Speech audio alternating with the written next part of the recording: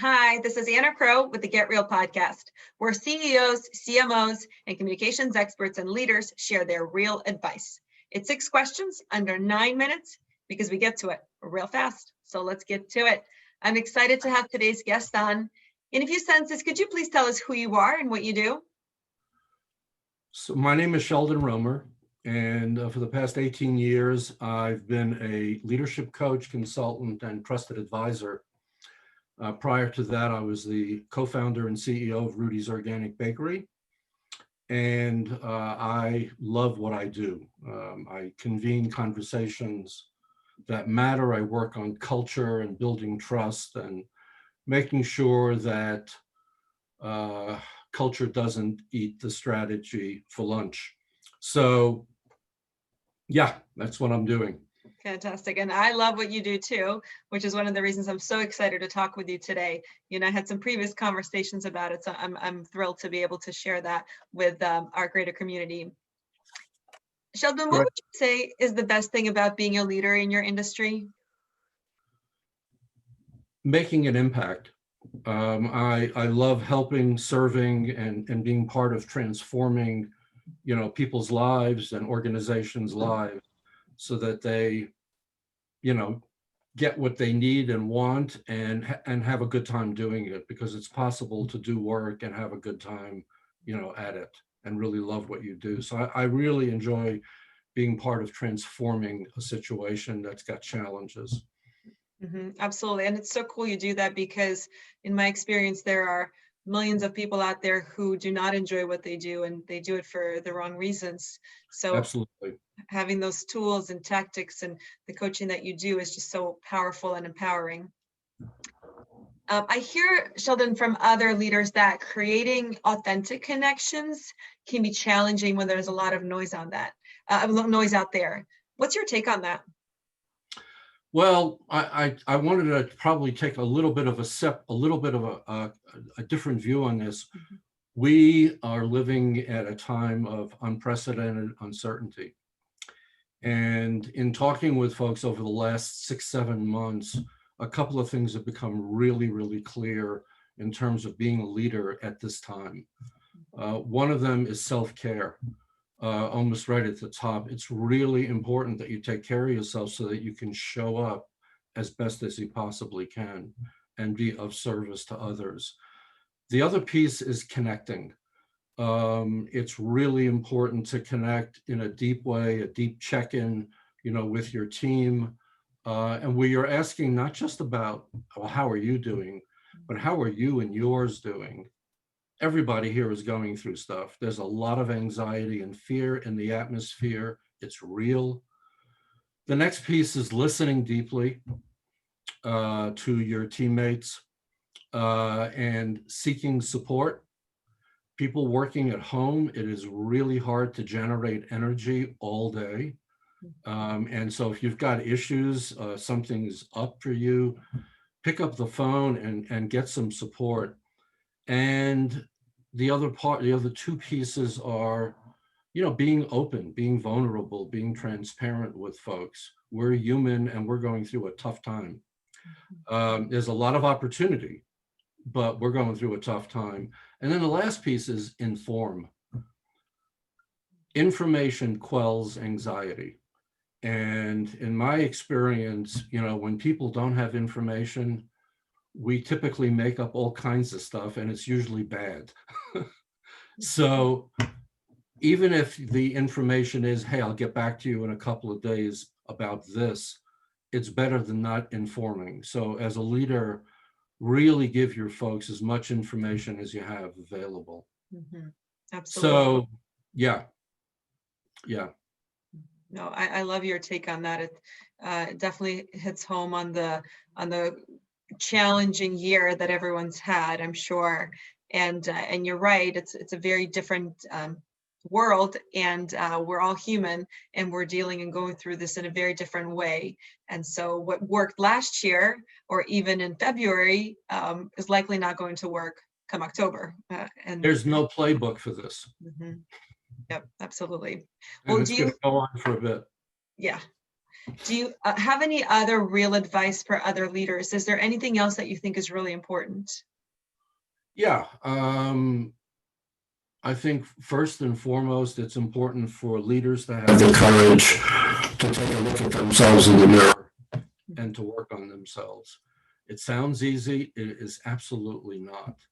The more self-awareness you have as a leader, the less you're going to project your stuff into your environment. And that's critical because we're human, we're going to make mistakes. There's no such thing as 100% self-awareness. It's a lifelong process. So self-awareness and having the courage to look at yourself, to me, is first and foremost. Secondly, how do you engage with folks? Skillful communication, building trust, teamwork, having honest, difficult conversations when they need to happen, dealing with conflict resolution, group dynamics, all of that stuff. How we deal with other folks helps us build trust and credibility. Even learning how to run meetings effectively, which is a skill that's really important as a leader, and a lot of folks don't know how to do it. And then the last piece is simply, wise, effective action, getting stuff done. It takes courage, collaboration, knowing how to deal with power, but at the end of the day, results matter. So those pieces, working on yourself, working on how we communicate with others to build trust and credibility, and then getting stuff done. Those are the three, to me, most important pieces. No, those are all so powerful, and you're so right. I think a lot of people have taken a close look at themselves in this process because things came up that maybe weren't evident in our leadership styles. And to your communications point, we have to communicate differently now, because we may not see that person face to face. We may not have the trust factor that we can build in those conversations. So how do we improvise, and how do we continue creating those organic, genuine, transparent relationships in this new setting? It's very interesting because people work differently, right? They have different. Absolutely, we have different work styles. You're not able to tap someone on the shoulder and say, "Hey, take a look at this." I mean, they're not there.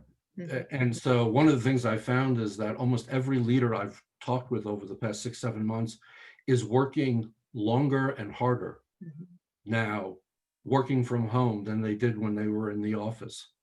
So it's an interesting time. It's an interesting time. Absolutely. No, that's great. Great advice. Appreciate that. Before we get to our final question, are there any other successful executives such as yourself that you would like to give a shout out to or think should be on this podcast? Well, there are 3 folks that come to mind amongst many. One is Alana Rosenfeld, who is the co-founder and CEO of Kicking Horse Coffee, an organic fair trade company in Canada. Milton Heim, who's the co-founder and CEO of Studio 8 Architecture and Design in Austin, Texas. And then Frank Degree, who's the chairman of the Department of Family Medicine at the University of Colorado.